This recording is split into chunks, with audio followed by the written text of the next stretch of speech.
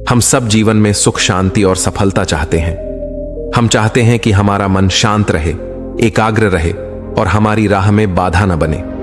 लेकिन कभी आपने गौर किया है कि सबसे बड़ा युद्ध बाहर नहीं, हमारे भीतर चलता है, हमारे अपने मन के साथ। कभी मन हमें आगे बढ़ने से रोकता है, कभी भूत की यादों में उलझा देता है, कभी भविष्य के डर में डुबो देता है। कभी यह कहता है तुम कुछ नहीं कर सकते, तो कभी बिना वजह चिंता में डाले रखता है। हम सोचते हैं अगर यह मन थोड़ा शांत हो जाए तो जीवन कितना आसान हो जाए। परंतु सवाल यह है, क्या सच में हम मन को समझते हैं या फिर बस उसे दोष देकर उससे भाग रहे हैं? यही वो क्षण होता है जब हमें रुककर अपने अंदर झांकना पड़ता है। यही वो समय होता है जब हमें कोई ऐसा चाहिए जो हमें यह सिखा सके कि मन से लड़ना नहीं, मन को समझना होता है। आज की यह कहानी सिर्फ एक शिष्य और उसके गुरु की नहीं है, यह कहानी आपके और आपके मन की है। एक ऐसी यात्रा की है जहां शिष्य सिर्फ सवाल नहीं करता बल्कि खुद को खोजता है और उसके जवाबों में हम सबके जीवन का सच छुपा है। चलिए जीवन बदलने वाली कहानी शुरू करते हैं। एक गुरु का शिष्य अपने गुरु के पास आया और उसने कहा, गुरुदेव, आप कहते हैं कि मन को एकाग्र करो, केंद्रित करो। जब मैं ध्यान में बैठता हूं और मन को एकाग्र करने की कोशिश करता हूं तो मन बाहर की ओर भागता है। जब मैं उठकर बाहर की ओर जाता हूं तो मन ज्ञान और एकाग्रता की ओर भागता है। पेट भर जाए तो मन उपवास के बारे में विचार करता है और उपवास करे तो मन भोजन की ओर भागता है। गुरुदेव, मेरा मन भटक रहा है और मैं इसे रोक नहीं पा रहा हूं। गुरुदेव, मन को भटकने से कैसे रोकूं? गुरु मुस्कुराए और कहा, भटक जाना मन का स्वभाव है। मन कभी भी वह नहीं होता जहां आप होते हैं। मन हमेशा वहां होता है जहां आप नहीं होते। वह हमेशा अज्ञात की ओर भागता है और जो ज्ञात है, जो मिल चुका है, उसे छोड़ देता है। इसीलिए हमेशा जो नहीं है वह उसके पीछे ही भागता है और हमेशा वह भागता ही रहता है। शिष्य ने कहा, गुरुदेव, तब तो ध्यान लगाना और मन को एकाग्र करना संभव है। गुरु ने कहा, नहीं, ऐसा नहीं है। इस दुनिया में दो तरह के लोग हैं। पहले वह है जो मन से छुटकारा चाहते हैं। जो लोग मन से छुटकारा चाहते हैं वह जिंदगी भर भी कोशिश करें तो मन से छुटकारा संभव नहीं, क्योंकि मन से हम जितना भागते हैं, जितना इससे छूट जाना चाहते हैं, यह हमें उतने ही जोर से पकड़ लेता है। इसलिए जो इससे छुटकारा चाहते हैं वह कभी नहीं छूट सकेंगे। शिष्य ने कहा, गुरुदेव, जो लोग मन से छुटकारा चाहते हैं उन्हें मन से छुटकारा नहीं मिलता, बल्कि मन उन्हें और जोर से पकड़ लेता है। यह बात मुझे कुछ समझ नहीं आई। गुरु ने कहा, यह चीज समझने के लिए तो तुम्हें मेरे साथ चलना होगा। गुरु शिष्य को अपने साथ एक मार्ग पर ले गए। रास्ते में एक व्यक्ति बैठा हुआ था। गुरु उस व्यक्ति के पास पहुंचे और कहा, तुम्हारी क्या इच्छा है? तुम्हें क्या चाहिए? व्यक्ति ने कहा, मेरी कोई बड़ी इच्छा नहीं है गुरुदेव, मैं तो बस इतना ही चाहता हूं कि मुझे एक झोंपड़ा मिल जाए रहने के लिए। मुझे बाहर खुले आकाश में सोना पड़ता है, बस इतनी सी ही इच्छा है। गुरु शिष्य को लेकर और आगे बढ़े। आगे झोपड़ी के बाहर एक व्यक्ति बैठा हुआ था जो बहुत परेशान हो रहा था। गुरु उस व्यक्ति के पास पहुंचे और उससे कहा, क्या बात है, तुम इतने परेशान क्यों हो रहे हो? उस व्यक्ति ने कहा, गुरुदेव, मेरे पास एक ही झोपड़ी है और हर बार जब भी बारिश आती है तो सारी झोपड़ी से पानी टपकता है। कल रात बारिश पड़ी और मैं पूरी रात सो नहीं पाया। काश मेरे पास एक पक्का मकान होता। गुरु अपने शिष्य को लेकर उस मार्ग पर और आगे बढ़ चले और एक व्यक्ति के घर पहुंचे। गुरु ने उस व्यक्ति से कहा, क्या तुम संतुष्ट हो? तुम्हारी कोई इच्छा तो नहीं है? उस व्यक्ति ने कहा, गुरुदेव, वैसे तो मैं संतुष्ट हूं, बस एक ही इच्छा है कि मेरा घर और बड़ा होता, ताकि मेहमान आते तो मैं उन्हें अच्छे से बैठा सकता था। शिष्य ने कहा, परंतु आपके पास तो पक्का घर है और इसमें बरसात का पानी भी नहीं टपकता होगा।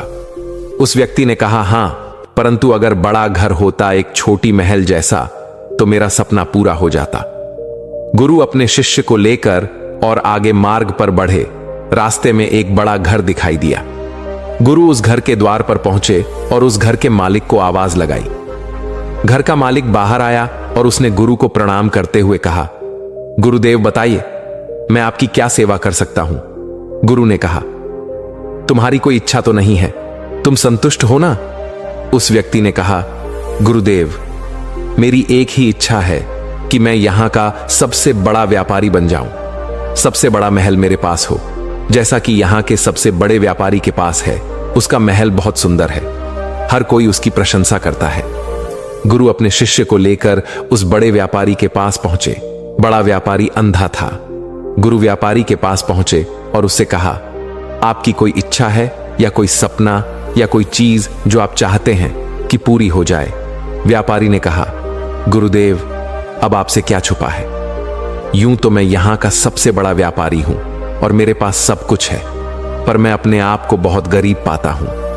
जिस दुनिया को एक भिखारी भी देख सकता है, जिन रंगों को एक गरीब से गरीब व्यक्ति भी देख सकता है, उसे मैं नहीं देख सकता। मेरे जीवन में तो एक ही रंग है और वह भी काला।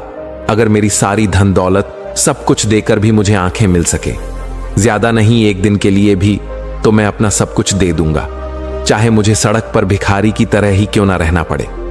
गुरु ने शिष्य से कहा, अब तुम मुझे बताओ कि क्या यह सारे लोग गरीब हैं या इनमें कोई अमीर भी है? क्या वह सड़क पर रहने वाला या यहां का सबसे बड़ा व्यापारी, कौन अमीर और कौन गरीब? शिष्य ने कहा, गुरुदेव, कुछ समझ नहीं आ रहा है। जिसके पास कुछ भी नहीं है वह भी गरीब, और जिसके पास सब कुछ है वह भी गरीब। इन सभी के पास कुछ है, जो है वह उन्हें नहीं चाहिए, और जो नहीं है उसी की कामना, उसी का दुख, उसी की बीमारी। गुरु ने कहा, इन सभी को सुख चाहिए, जो सुख है वह इन्हें नहीं चाहिए, जो नहीं है वही चाहिए। यही तो मन है, यही तो मन की माया है, यही तो मन का व्यवहार है। ये सभी लोग मन से छुटकारा भी चाहते हैं और मन इन्हें बुरी तरह से पकड़ लेता है। यही मन का स्वभाव भी है। शिष्य ने कहा, इसका मतलब तो यही हुआ कि मन से छुटकारा कभी हो ही नहीं सकता। गुरु ने कहा, नहीं, मन से छुटकारा उन्हें ही मिलता है जो मन से छुटकारा नहीं चाहते। शिष्य ने कहा, मैं कुछ समझा नहीं गुरुदेव। मन से छुटकारा चाहेंगे तो मन और जोर से पकड़ लेता है, मन से छुटकारा नहीं चाहेंगे तो मन से छुटकारा मिल जाता है, पर जब चाहोगे ही नहीं तो वह छोड़ेगा क्यों? गुरु ने कहा, यह बात समझने की है। जिसने मन को समझ लिया, जिसने मन को जान लिया, उसे मन से छुटकारे की जरूरत ही नहीं पड़ी, और जो नहीं जान पाया वह जीवन भर बस छुटकारा पाने के चक्कर में ही रहा और मन की जाल में फंसता चला गया। अभी तुम जिन लोगों से मिले वह सभी मन के जाल में फंस चुके हैं, और वह सब तब तक बाहर नहीं आ सकते जब तक कि यह सब लोग मन को समझना शुरू ना कर दें। शिष्य ने कहा, गुरुदेव, इस मन को कैसे समझा जा सकता है? इसे कैसे समझा जाए? गुरु ने कहा, हर चीज की एक खासियत होती है। दुनिया की हर चीज हमारा नुकसान भी कर सकती है। अगर हम उसके बारे में सही जानकारी नहीं रखते और हम उसका इस्तेमाल नहीं जानते, मन भी ऐसा ही है। वह बहुत शक्तिशाली है, पर उसकी शक्तियां को हम जानते नहीं हैं। वह इतना शक्तिशाली है कि वह हम पर ही नियंत्रण कर लेता है और हमें इस प्रकार से फंसा लेता है कि हम उसके जाल से कभी बाहर नहीं निकल पाते। जैसे अगर तुम किसी छोटे बच्चे के हाथ में कोई तेज चाकू दे दो तो वह उस चाकू से क्या बना सकता है? शिष्य ने कहा, गुरुदेव, वह छोटा बच्चा उस चाकू से अपने आप को नुकसान पहुंचा सकता है या किसी दूसरे को नुकसान पहुंचा सकता है, क्योंकि वह उस चाकू के प्रयोग से अनभिज्ञ है। गुरु ने कहा, और अगर उस चाकू की जानकारी उसे हो तब? शिष्य ने कहा, तब वह चाकू का सही इस्तेमाल कर सकता है और इससे किसी को कोई नुकसान भी नहीं होगा, बल्कि वह इसका सही इस्तेमाल करके लोगों की मदद या अपनी मदद कर सकता है। गुरु ने कहा, बिल्कुल ठीक कहा तुमने। मन भी ऐसा ही है। यह दो-धारी तलवार की तरह है।